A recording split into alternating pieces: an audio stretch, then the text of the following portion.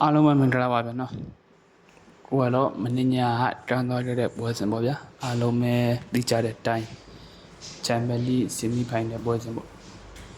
အာဆင်နယ်နဲ့ PSG တင်းတို့ပွဲစဉ်ပေါ့ဗျာအာဆင်နယ်တင်းက PSG တင်းကိုအင်္ဂလန်မှာပဲ0-1ဆိုရလက်နဲ့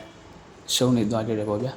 ကျွန်တော်ပွဲကျ30ချက်မှာပြောထားတဲ့အတိုင်းပဲအာဆင်နယ်တင်းအနေနဲ့လေရီတော့မဟုတ်ရှုံးသွားနိုင်တယ်ကျွန်တော်ပြောခဲ့ပါတယ်တကယ်လည်းအဲ့လိုဖြစ်သွားတယ်ပေါ့ဗျာပြောရမယ်ဆိုရင်စိတ်မကောင်းစွာနဲ့ပဲရေးကြည့်တင်ကပထမပိုင်းမိနစ်ပွဲစားလို့4မိနစ်လောက်မှာပဲဥဆောင်ဖို့သွင်းလိုက်တယ်ပေါ့ဗျာအဲ့ဒီသွင်းလို့နဲ့ပွဲပြီးဆုံးချိန်ထိအဲ့ဒီသွင်းလို့နဲ့ပဲနိုင်ရရှိသွားတယ်ပေါ့အာဆင်နယ်တင်းနေနဲ့လိုအပ်နေတဲ့ခြေပတ်ကုန်းနဲ့အနိုင်ဂိုးတွေကိုအင်္ဂလန်မှာမျှရှိခဲ့ပါဘူးဗျာ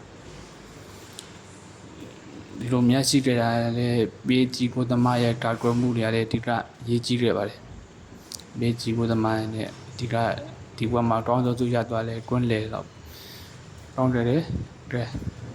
စနေရတော့အင်္ဂလန်မှာရှုံးနေသွားတယ်ဒုတိယကြော့မှာတော့ PSG ရဲ့ကွန်းမှာဆက်လက်စောင့်ကြည့်ရမှာဗျာဘယ်လိုရလက်တွေထွက်လာမလဲပေါ့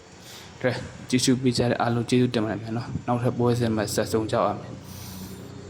ကျွန်တော်ရဲ့ခံမှန်းချက်လေးသဘောကျလဲဆိုရင်ကျွန်တော်ရဲ့ဒီ YouTube channel လေးကို subscribe လုပ်ပေးကြပါဦးနော်အောက်မှာ comment မှာလည်းမိသက်တည်းရဲ့အတွေးလေးတွေရေးပေးလို့ရပါတယ်နော်နောက်ထပ်ပွဲစဉ်မှာကျွန်တော်ခံမှန်းမှုနဲ့တူပြန်လာခဲ့ပါအောင်အားလုံးကျေးဇူး